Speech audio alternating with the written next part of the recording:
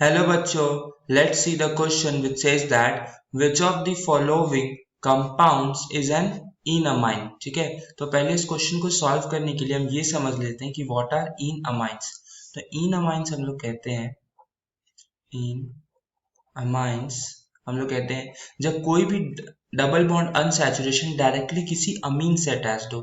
जैसे कि यहाँ पे इन मतलब क्या हुआ कि हम जानते हैं कि नोमेनक्लेचर में हम लोग इन इस्तेमाल करते हैं डबल बॉन्ड्स के लिए। ठीक है, तो कोई भी जैसे लेट्स सपोज ये है वो दूसरे कार्बन के साथ डबल बॉन्ड बना रहा है और ये अनसैचुरेशन डायरेक्टली अटैच्ड हो किसी नाइट्रोजन ग्रुप के साथ लाइक दिस। ये नाइट्रोजन ग्रुप यहाँ पे अटैच्ड है।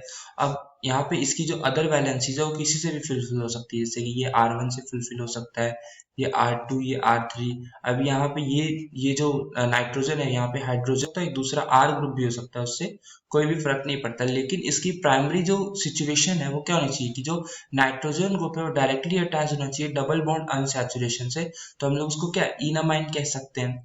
तो अगर हम ऑप्शन एक एक करके देखें तो यहाँ पे क्या ए ऑप्शन में लेट सपोज ये कार्बन 1 है और ये कार्बन 2 है, तो हम देख सकते हैं कि यहाँ पे कार्बन 1 और कार्बन 2 में क्या है अनसैचुरेशन है और कार्बन 2 डायरेक्टली अटैच्ड है एक नाइट्रोजन से।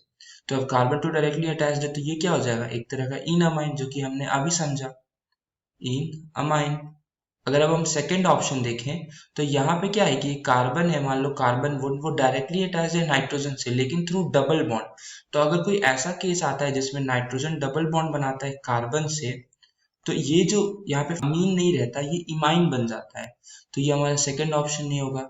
सिमिलरली थर्ड केस में क्या हो रहा है कि नाइट्रोजन अपने में डबल बॉन्ड बना रहा है, ना कि कार्बन के साथ डबल बॉन्ड बना रहा है, कार्बन एक दूसरे कार्बन के साथ। तो ये भी नहीं होगा और लास्ट में भी सेम ही है कि नाइट्रोजन अपने साथ डबल बॉन्ड बना रहा है, तो लास्ट ऑप्शन भी नहीं होगा। तो ओनली फर्स्ट ऑप्शन ही बचता है जो कि इन अमाइन हम ऑलरेडी देख चुके हैं। So A option will be the correct answer of the